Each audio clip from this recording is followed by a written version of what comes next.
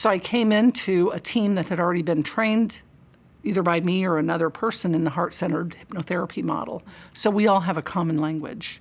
So if you see me for trauma resolution and hypnotherapy, you're going to get the same from me that you will from anyone in my department. And we all have the same language that we work with, which has been hugely beneficial because we don't have to struggle to understand each other. So what that means is let's say that you come into the clinic and you've got anxiety. And you know, you've done the medication route or you've done all these different things, and yet there's this anxiety.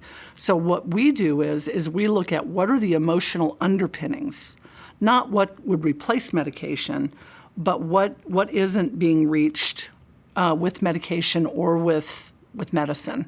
Because we know that when that trauma is released from the body behaves differently. The brain behaves differently when the trauma is resolved.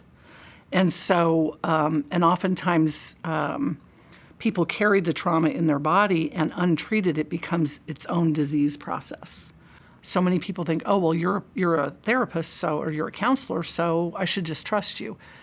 That is not a good approach. You wouldn't do that with a car.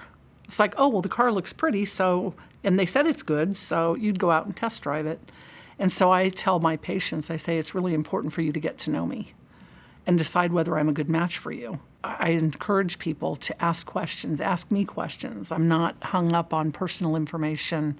You know, if there's something I don't want to answer, I'll say I don't want to answer it. But I've never run into that. But people should shop around. They should ask questions. Is this person a good match? Because if we're going to do hypnotherapy or EMDR or any of the other mind-body modalities, it involves you closing your eyes. And you should feel like when you close your eyes that I'm going to be trustworthy.